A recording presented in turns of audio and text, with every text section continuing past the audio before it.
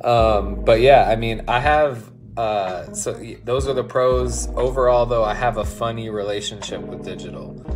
At first, I got super into it, but I found myself making very basic versions of my art because I was trying too hard to make something like t-shirt friendly, and then I just didn't like the result, or I just like saw this pattern of like basic shit that I was making, and I left it alone for a while.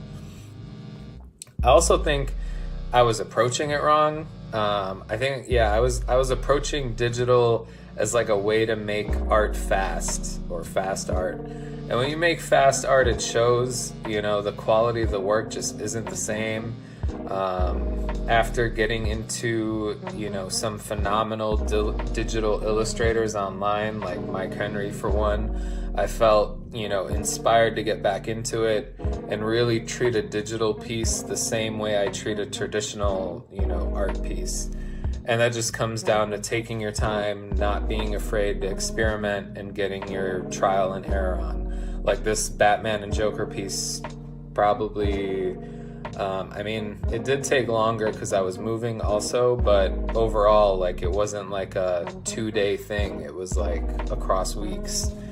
And because of that, I really like how it came out.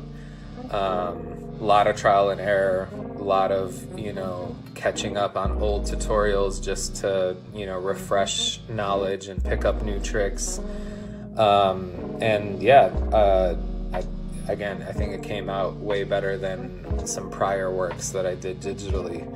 And, it's funny because I also see certain artists whose traditional work I love, and I see them like, got an iPad for Christmas, about to go hard on the digital, and it's like, whoa, go for it.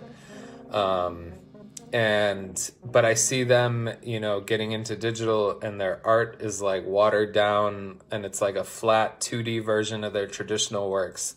And the hater in me wants to go in like, yo, look at y'all being lazy, but that wouldn't be real because I literally just told you I was kind of in the same boat there. I'm not sure why this happens to some of us, where we jump into digital and we immediately start making fast shit. We're just like, yo, we got an undo button. We got, I could just hit it with a paint bucket and the whole thing is covered in paint, and I'm good. And I don't know why it is. It's just like, oh, this will be a fast way to make, fast money. I'm gonna start doing basic ass portraits of people for the low. And you just, even if you get, like I remember doing like this digital portrait for somebody for like $80. And I was like, yo, this took like 2-3 hours. Look at me, I'm out here. And I'm just like, but it looks super flat and it's so trash. It's something you're not proud of, but we all, I think we all fall into this trap, or a lot of us do, myself included.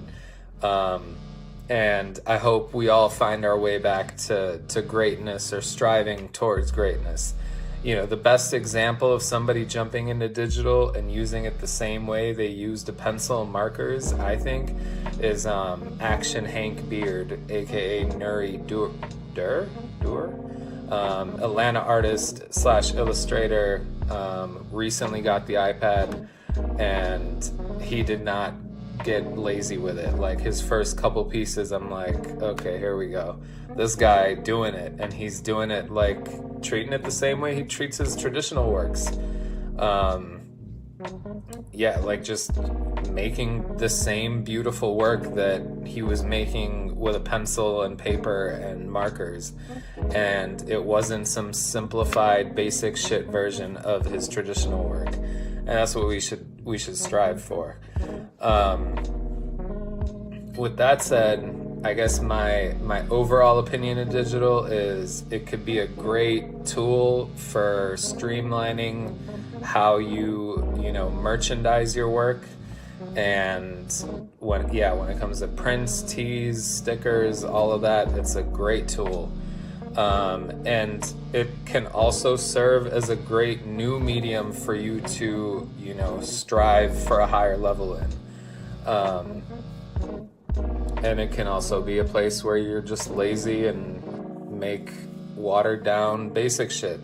But that comes down to you. Like that, I can't really say that's a con of digital art. That's like a con of lazy digital artists, I guess.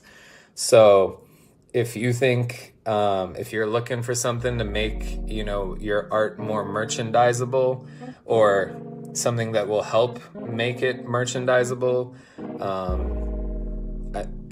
get a tablet and a pencil and go to work. And if you're looking for like a new challenge, also go for it. I guess the other perk is like, after you make that, if you're gonna like, I'm not somebody that's like, yo, transition to this medium and leave all others behind. I already kind of said that earlier on.